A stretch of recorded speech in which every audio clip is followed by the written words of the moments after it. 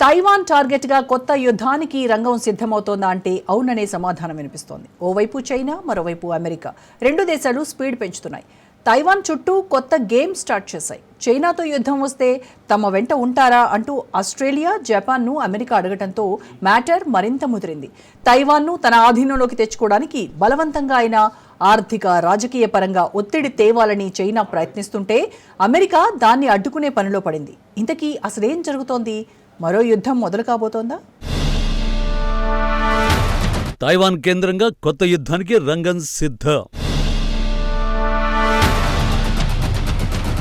ద్వీపదేశాన్ని చుట్టుముడుతున్న dragon country. Speed పెంచుతున్న ఓవైపు China, మరోవైపు అమెరికా.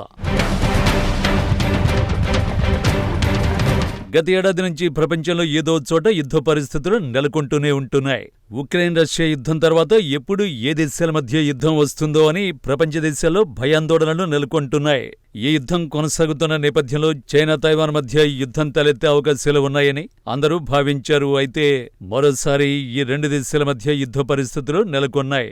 మరోసారి తైవాన్, చైనా మధ్య ఉద్రిక్తతలు తలెత్తే అవకాశాలున్నట్టు సంకేతాలు కనిపిస్తున్నాయి. దీంతో రెండు దేశాలు తమ సైన్యాన్ని అప్రమత్తం చేస్తున్నాయి. తైవాన్ విషయంలో చైనా స్పీడ్ పెంచింది. ఎలాగైనా ఆ దేశాన్ని కలుపుకోవాలని అనుకుంటోంది. విస్తరణకాంక్ష ఎక్కువ కావడం చైనాకు ఇదేమీ కొత్త విషయం కాదు. ఎప్పటినుంచో తైవాన్పై కన్నేసింది. ఇప్పుడు అది క్లైమాక్స్కి చేరింది. ఈ విషయంలో గతంలో చైనా, అమెరికా మధ్య చాలా ఉద్రిక్త పరిస్థితులు ఏర్పడ్డాయి. ఇప్పుడు కూడా అంతకు మించిన గేమ్ నడుస్తోంది. తైవాన్ను ఎలా ఆక్రమించుకుంటావో చూస్తానంటున్నాడు ట్రంప్. తైవాన్ మాత్రం తనను తాను స్వతంత్ర దేశంగా చెబుతుంది. సెమీకండక్టర్స్ లో కింగ్ గా ఉన్న తమపై చైనా ఆధిపత్యం ఏంటని తైవాన్ ప్రశ్నిస్తోంది. అటు తైవాన్కు అమెరికా సపోర్ట్ ఇవ్వడంతో మ్యాటర్ మరో లెవెల్కు వెళ్తోంది. ఈ విభేదాలు అమెరికా, చైనా మధ్య ఉద్రిక్తతలను పెంచుతున్నాయి. యుద్ధ మేఘాలను కమ్ముకునేలా చేస్తున్నాయి.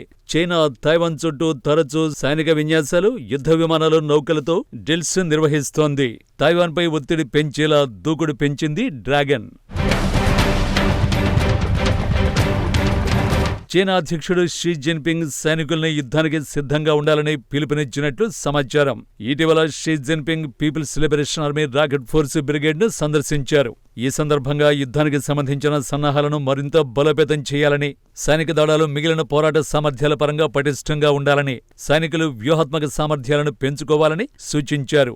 దేశ భద్రత, ప్రధాన ప్రయోజనాలను కాపాడటంలో సైన్యానికి కీలక పాత్ర ఉందని షీ జిన్పింగ్ వ్యాఖ్యానించినట్లు వెల్లడించారు. గత కొన్నేళ్లుగా తైవాన్, చైనా మధ్య ఉద్రిక్తతలు కొనసాగుతూనే ఉన్నాయి. తాజాగా రెండు దేశాలు యుద్ధానికి సిద్ధమవుతున్నట్టు తెలుస్తోంది. ఏ క్షణమైనా సరే ఇరు దేశాలు ఒకరిపై ఒకరు దాడులకు దిగే అవకాశం ఉన్నట్టు తెలుస్తోంది. 2024 అక్టోబర్లో తైవాన్ అధ్యక్షుడు లాయ్ చింగ్ తే జాతీయ దినోత్సవ ప్రసంగం తర్వాత చైనా తైవాన్ స్ట్రైట్లో పెద్ద ఎత్తున నేవీ డ్రిల్స్, వార్ గేమ్ నడిపించింది. కొన్ని రోజుల క్రితం తైవాన్ చుట్టూ 11 చైనా ఫైటర్ జెట్స్, 7 నౌకల్ని డ్రాగన్ మోహరించింది. మరోవైపు అమెరికా కూడా యుద్ధం జరిగితే సైనికంగా సహాయం చేస్తామా లేదా అన్న కన్ఫ్యూజన్ నుంచి బయటకొచ్చి స్ట్రాటజిక్ క్లారిటీ వైపు మొగ్గుతున్నట్టు కనిపిస్తోంది. అందుకే అమెరికా ఇండో పెసిఫిక్ ప్రాంతంలో తన సైనిక ఉనికిని బలోపేతం చేస్తోంది.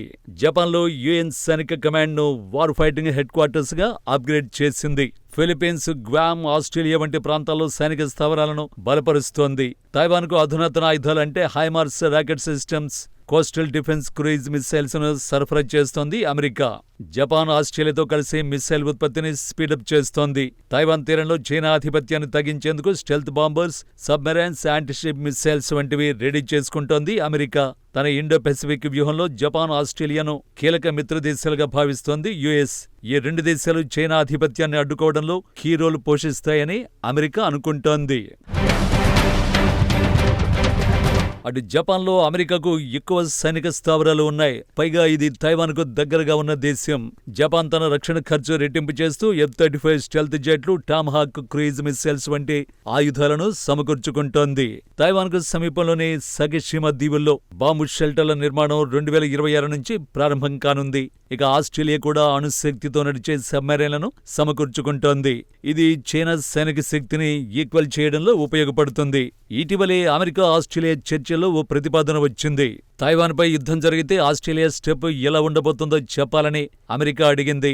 అయితే చైనాతో యుద్ధం జరిగితే తమ పాత్రను ముందుగానే నిర్ణయించడానికి రెడీగా లేమని క్లారిటీ ఇచ్చింది. చైనాతో ఆస్ట్రేలియా ఆర్థిక సంబంధాలు కొనసాగిస్తూ దౌత్యపరమైన బ్యాలెన్స్ కాపాడాలని చూస్తోంది. ఎందుకంటే చైనా ఆస్ట్రేలియాకు పెద్ద వాణిజ్య భాగస్వామి. అమెరికా అధ్యక్షుడు ట్రంప్ తన రెండో టర్మ్లో చైనాకు గట్టి మెసేజ్ పంపుతున్నారు. ఇండో పెసిఫిక్లో సైనిక ఉనికిని పెంచడం, జపాన్, ఫిలిప్పీన్స్లలో బేస్లను బలోపేతం చేయడం, చైనాపై పెద్ద ఎత్తున టారిఫ్లు, ఆర్థిక ఆంక్షలు విధించడం ద్వారా దాని ఆర్థిక శక్తిని బలహీనపరచడం టార్గెట్గా చేసుకున్నారు. ఆకాశ్ క్వాడ్లలో ఒప్పందాల ద్వారా చైనాకు వ్యతిరేకంగా ప్రాంతీయ కూటమిల్ని బలోపేతం చేస్తున్నారు. కాబట్టి ఒక పద్ధతి ప్రకారం అమెరికా యాక్షన్ ప్లాన్ నడుస్తోంది. సో ప్రజెంట్ సిచ్యువేషన్ ఏంటంటే మరో యుద్ధానికి రంగం రెడీ అవుతున్నట్టుగానే వరుస పరిణామాలు కనిపిస్తున్నాయి. ఇందుకు తైవాన్ స్ట్రెయిట్ అత్యంత ప్రమాదకరమైన ఫ్లాష్ పాయింట్గా మారింది. చైనా తైవాన్ను ఆక్రమిస్తే అమెరికా చైనా మధ్య సంఘర్షణ అనివార్యంగానే కనిపిస్తోంది. ఇది అణు యుద్ధానికి కూడా దారితీయొచ్చని అంటున్నారు. తైవాన్ చుట్టూ సంఘర్షణ పెరిగితే ప్రపంచ ఆర్థిక వ్యవస్థకు $10 ట్రిలియన్ నష్టం కలిగించొచ్చని నిపుణులు అంచనా వేస్తున్నారు. తైవాన్ సెమీకండక్టర్ ప్రొడక్షన్ ఆగిపోతే ఎలక్ట్రానిక్స్, ఆటోమొబైల్ ఇండస్ట్రీ షేక్ అవడం ఖాయం. ఎందుకంటే సెమీకండక్టర్ల ఉత్పత్తిలో తైవాన్ గ్లోబల్ లీడర్. అటు తైవాన్ చుట్టూ నౌకల్ని, ఫైటర్ జెట్స్ ను మోహరించడం వెనుక చైనా ఒత్తిడి ప్లాన్స్ మాత్రమే ఉన్నాయి. నిజంగా యుద్ధానికి వెళ్లే దమ్ము లేదు. ఎందుకంటే చైనా ఆర్థిక సంక్షోభంలో ఉంది. రియల్ ఎస్టేట్ మందగమనంలో ఉంది. అమెరికా టారిఫ్లతో ఆర్థికంగా బలహీనంగా కనిపిస్తోంది. సో ఇప్పుడు పూర్తిస్థాయి యుద్ధానికి బదులు గ్రే జోన్ స్ట్రాటజీ అంటే ఇలాగే సైనిక ఒత్తిడి, సైబర్ దాడుల వంటివి ప్రయోగించే ఛాన్సెస్ కనిపిస్తున్నాయి. అటు ఆస్ట్రేలియా, జపాన్ దేశాలు అమెరికాకు సపోర్ట్ ఇస్తున్నప్పటికీ చైనాతో ఆర్థిక సంబంధాల కారణంగా జాగ్రత్తగా వ్యవహరిస్తున్నాయి. అమెరికా, చైనా ప్రపంచంలోని అతిపెద్ద ఆర్థిక శక్తులు. ఈ రెండు దేశాల ఆర్థిక వ్యవస్థలు కలిసి ప్రపంచ జీడీపీలో 43% ఉంటాయి. ఈ రెండు దేశాల మధ్య సంఘర్షణ జరిగితే ప్రపంచ ఆర్థిక వ్యవస్థకు భారీ నష్టమే. మరి తైవాన్ చుట్టూ ఎందుకు చైనా కన్నేస్తోంది? తైవాన్ నుంచి ఏం లాగేసుకోవాలనుకుంటోంది అనేది ప్రశ్నగా మిగిలింది.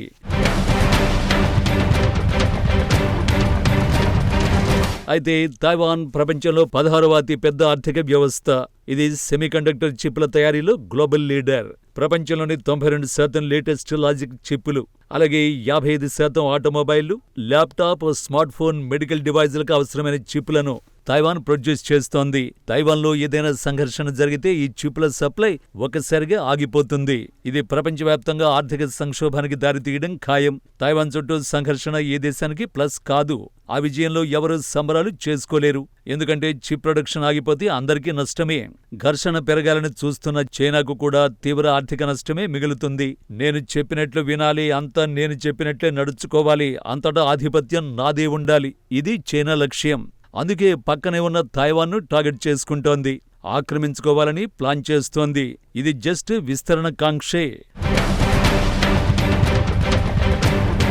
1996లో ఇలాగే చైనా తైవాన్ను బెదిరించడానికి ప్రయత్నించినప్పుడు నాటి అమెరికా అధ్యక్షుడు బిల్ క్లింటన్ విమానవాహక నౌకలను పంపి చైనాకు గట్టి వార్నింగ్ ఇచ్చారు.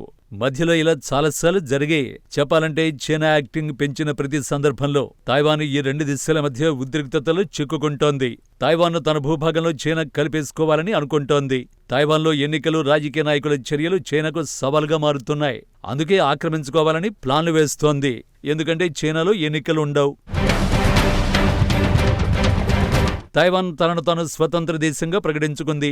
కానీ చైనా దీనిని అంగీకరించదు. అమెరికా తైవాన్కు సపోర్ట్ ఇవ్వడం వల్ల చైనా దీన్ని తన దేశీయ వ్యవహారాల్లో జోక్యంగా భావిస్తోంది. తైవాన్పై చైనా, అమెరికా ఇంత ప్రేమ ఒలకబోయడానికి కారణాలున్నాయి. ఇది ఒక ముఖ్యమైన ఆర్థిక కేంద్రం. ముఖ్యంగా సెమీకండక్టర్ చిప్ల ఉత్పత్తిలో ప్రపంచంలో అగ్రగామిగా ఉంది. దీంతోనే అమెరికా, చైనా రెండూ తైవాన్పై ఆసక్తి చూపిస్తున్నాయి. అమెరికా, దాని మిత్రదేశాలు తైవాన్ స్వాతంత్ర్యాన్ని కాపాడడానికి సైనిక, దౌత్యపరమైన మద్దతును ఇస్తున్నాయి. ఇది చైనాకు సవాలుగా ఉంది.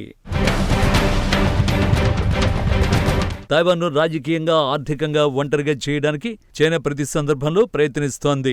తైవాన్కు సపోర్ట్ ఇచ్చే దేశాల సంఖ్య తగ్గేలా చూసుకుంటోంది. ఇతర దేశాలపై దౌత్యపరమైన ఒత్తిడి తెస్తోంది.